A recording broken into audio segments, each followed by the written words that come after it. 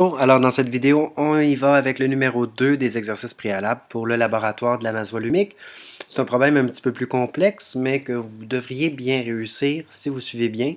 Alors, première étape, on vous donne les informations. Il s'agit de la même fiole. On a la masse d'une fiole qui est pleine de carbone, ce qui donne 132,5 grammes. On a une fiole pleine d'un liquide inconnu en milligrammes cette fois-ci, 67 300 milligrammes. Et finalement, la fiole seule, donc vide, en kilogrammes, 0,0425 kg. On vous demande d'identifier le liquide en calculant sa masse volumique. Dans un premier temps, vous avez de l'espace pour transformer les unités, mais ça, je pense que ça commence à être, j'espère du moins, plus clair. Alors, pour nos transformations d'unités, je vais juste vous mettre ce que je m'attends à voir comme démarche. Vous ne voulez pas avoir des milligrammes, je le mets en bas. Vous voulez avoir des grammes, je les mets en haut. L'équivalent de milli qui est en bas, je le mets en valeur numérique en haut pour avoir son équivalent. Et donc, ça me donne 67,3 grammes pour ce qui est du liquide. Et pour le carbone, la fiole vide, c'est le même principe, mais avec kilogrammes. Donc, je ne veux pas des kilogrammes, je veux des grammes. Je mets l'équivalent du kilo en haut également, qui me donne 42,5 grammes. Ensuite de ça, je vais pouvoir sortir mes données. Donc, ce qu'on me donne, on me dit que le carbone et la fiole ensemble pèsent 132,5 grammes et que la fiole vide, c'est 42,5 grammes. Le liquide et la fiole ensemble pèsent 77,3 grammes. On nous a même précisé que la fiole était la même, donc je vais ressortir la masse de la fiole pour bien voir que c'est la même fiole, 42,5 grammes. On me demande de calculer la masse volumique du liquide.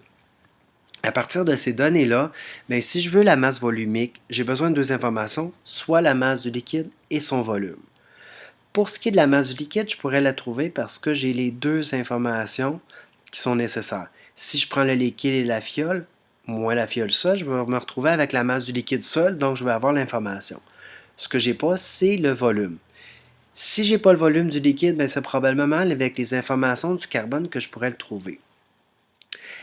Si je cherche le volume du carbone, ça me prendrait la masse volumique, mais j'ai un vadémécum, je vais pouvoir le trouver.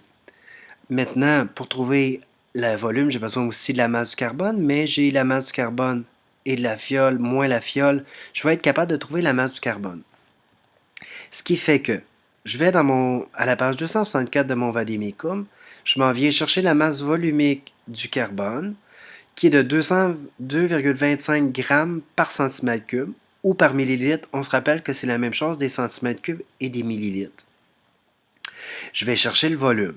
Donc, dans une première étape, je vais trouver mes masses.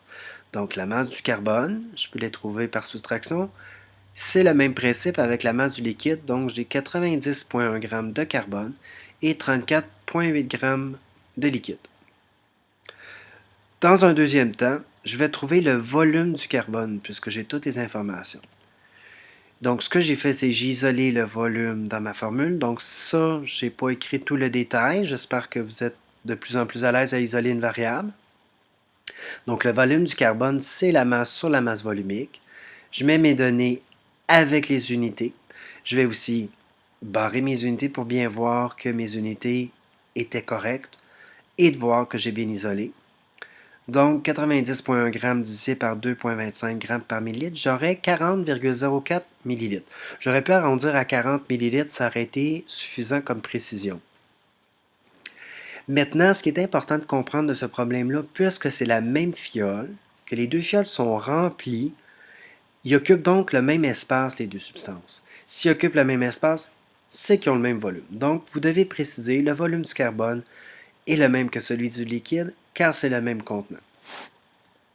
Donc, l'information volume du carbone, c'est comme si je pouvais aller la placer dans celui du liquide.